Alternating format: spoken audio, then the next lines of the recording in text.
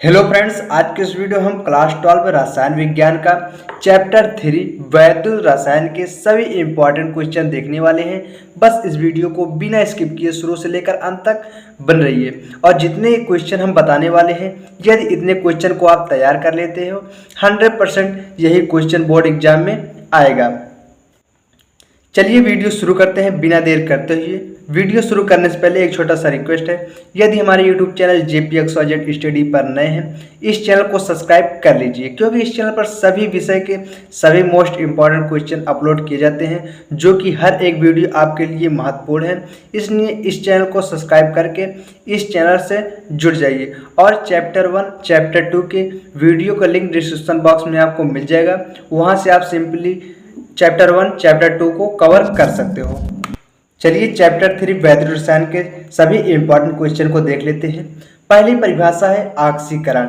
ये most important है, ये हर बार पूछा जाता है, किसी न किसी बोर्ड एग्जाम में जरूर पूछा जाता है। चलिए देख लेते हैं इसे।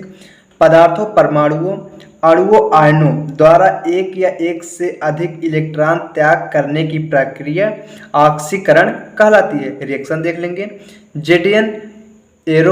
जेडीएन 2+ हो जाएगा, +2E- इलेक्ट्रॉन त्याग रहा है, ऑक्सीडेशन हो जाएगा। अगली परिभाषा है अपचयन। ऑक्सीकरण या अपचयन, ये एक पूछा जरूर जाता है। चलिए अपचयन भी देख लेते हैं। पदार्थों द्वारा एक या एक से अधिक इलेक्ट्रॉन ग्रहण करने का प्रक्रम अपचयन कहलाता है। रिएक्शन देख लेंगे। कॉपर 2 हो जाएगा, +2E- हो जाएगा, एरो Cu ये हो जाएगा। सिंपली इसे इस तरह से लिख सकते हैं।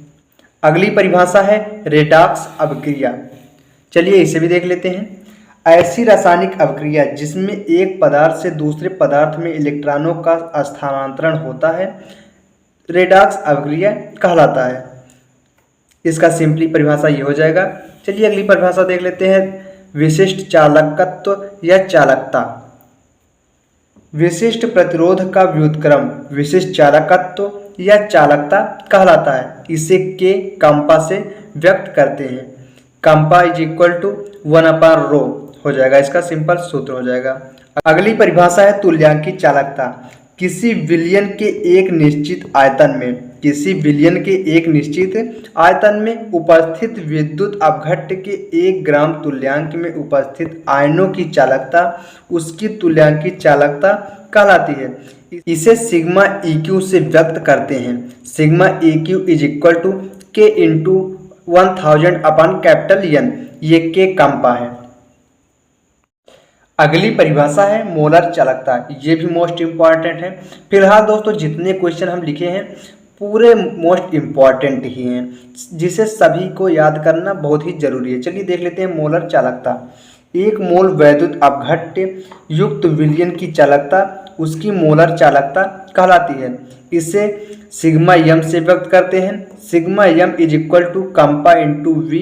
सिग्मा m = K × 1000/N, जहाँ K विशिष्ट चालकता हो जाएगा, M मोलरता हो जाएगा। इस तरह से सिंपली हम मोलर चालकता की परिभाषा लिख सकते हैं। चलिए अगली परिभाषा देख लेते हैं। कोलराउस का नियम। ये मोस्ट इम्पॉर्टेंट है, ये हर बार पूछा जाता है। चलिए इसे देख लेते हैं। इसे देखने से पहले दोस्तों एक छोटा सा रिक्वेस्ट है, यदि इस चैनल पर नए हैं इस चैनल को सब्सक्राइब कर लीजिए, क्योंकि इस चैनल पर ऐसे ही वीडियो हमेशा अपलोड करते रहता हूं, जो कि हर एक वीडियो आपके लिए हेल्पफुल होते हैं। चलिए देख लेते हैं कोलराउस का नियम। इस नियम के अनुसार, अर्थात कोलराउस के नियम के अनुसार, किसी वैद्युत अपघट्य की अनंत तनुता पर मोलर चालकता उसके धनायनों और ऋणायनों की अनंत तनुता पर मोलर चालकताओं का कुल योग होता है। यहाँ देख लेंगे ΔM ऊपर अनंत लगा हुआ है, = देख सकते हैं सब जुड़ा हुआ है। इस तरह दोस्तों कोलराउस का नियम हो जाएगा। चलिए अगला देख लेते हैं इलेक्ट्रोड विभव। ये भी मोस्ट इंपॉर्टेंट है। चलिए इसे भी देख लेते हैं। जब धातु की पत्ती को इसके स्वयं के आयन युक्त विलयन में रखा जाता है, तो धातु की पत्ती विलयन के सापेक्ष धनावेशित या ऋणावेशित हो जाती है। इस प्रकार धातु की पत्ती और उसके विलयन के मध्य एक विभव उत्पन्न हो जाता है, जिसे इलेक्ट्रोड विभव कहा जाता है। चलिए अगली परिभाषा देख लेते हैं, मानक इलेक्ट्रॉन विभव। मानक इलेक्ट्रॉन विभव देख लेते हैं। यदि अर्ध शेल अभिक्रिया में प्रयुक्त सभी आयनों की सांद्रता इकाई तापमान 25 डिग्री सेल्सियस तथा दाब 1 वायुमंडल हो तो इलेक्ट्रोड का विभव मानक इलेक्ट्रोड विभव कहलाता है। इसे E0 से व्यक्त करते हैं। चलिए आगे देख लेते हैं। अगली परिभाषा है इलेक्ट्रोड विभव तथा मानक इलेक्ट्रोड विभव में संबंध या नष्ट का समीकरण। माना यम एक इलेक्ट्रोड अभिक्रिया है। माना यम एक इलेक्ट्रोड अभिक्रिया है। यमन plus n e minus arrow यम हो जाएगा। ये धातु आयन है, ये धातु है। चलिए आगे देख लेते हैं। जर्मन भौतिक वैज्ञानिक नस्ट के अनुसार किसी ताप T पर धातु इलेक्ट्रोड यम प्लस के विभव E और विलयन में धातु आयनों की सांद्रता यमन प्लस के निम्न संबंध होता है।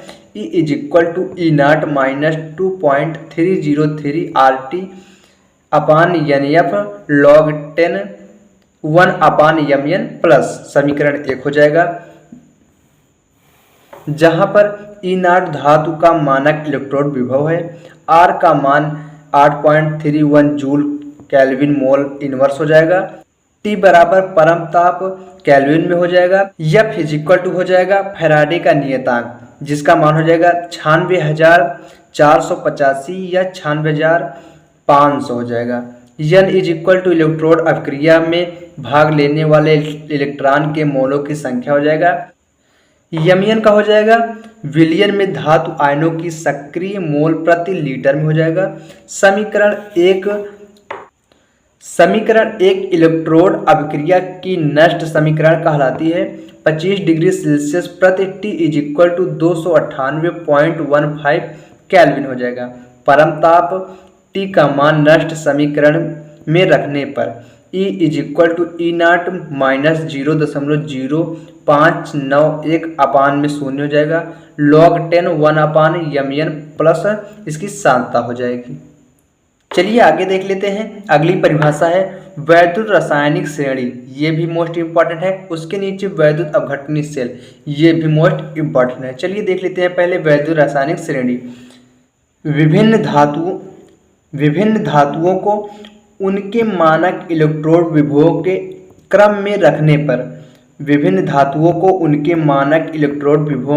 में रखने पर जो श्रेणी प्राप्त होती है उसे धातुओं की वैद्युत रासायनिक श्रेणी कहते हैं। अगली परिभाषा है वैद्युत अपघटनी सेल। जिस सेल में बाह्य स्रोत से विद्युत ऊर्जा देने पर कोई रासायनिक अपक्रिया होती है उसे अपघटनी सेल कहते हैं। इसका चित्र हो जाएगा। चलिए चित्र में देख लेते हैं। इस सेल में दोस्तों बाह्य स्रोत से विद्युत ऊर्जा दिया जा रहा है और रासायनिक अभिक्रिया होती है। इसमें पहला प्लेट एनोड हो जाएगा, दूसरा प्लेट कैथोड हो जाएगा। चलिए इसकी व्याख्या देख लेते हैं तो इजीली तरीके से हमें समझ में आ जाएगी। चलिए व्याख्या देख लेते हैं। इसमें वैद्युत अपघट्यों के विलयनों का वैद्युत अपघट्य वैद्युत अपघटनी सेल में कराया जाता है। किसी वैद्युत अपघट्य के विलयन में वैद्युत धारा प्रवाहित करने पर एनोड पर ऑक्सीकरण क्रिया और कैथोड पर अपचयन क्रिया होती है। इसका रिएक्शन देख लेंगे। एक बार इसका एनोड करके एक बार कैथोड पर क्रिया करा देंगे। Zn2 प्लस 2E माइनस इसका रिएक्शन हो जाएगा। Zn अपचयन हो जाएगा इसका।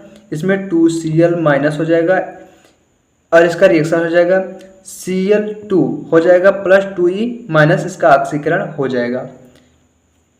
इस तरह से दोस्तों क्लास 12 चैप्टर 3 के वैद्युत रसायन के सभी इंपॉर्टेंट क्वेश्चन इजीली तरीके से हो जाएंगे। उम्मीद करता हूं दोस्तों यह वीडियो आपके समझ में आई होगी। यदि हमारा यह वीडियो आपके लिए हेल्पफुल हो, इस वीडियो को लाइक करें और ऐसे इंपॉर्टेंट वीडियो के लिए हमारे चैनल को सब्सक्राइब कर लीजिए, क्योंकि इस चैनल पर क्लास 12 क्लास 10 के सभी मोस्ट इंपॉर्टेंट क्वेश्चन सभी चैप्टर के अपलोड किए जाते हैं, जो कि हर एक वीडियो आपके लिए मोस्ट इंपॉर्टेंट है। इसलिए इस चैनल को सब्सक्राइब कर लीजिए। चलिए मिलते हैं नेक्स्ट वीडियो में, तब तक के लिए जय हिंद, वंदे मातरम।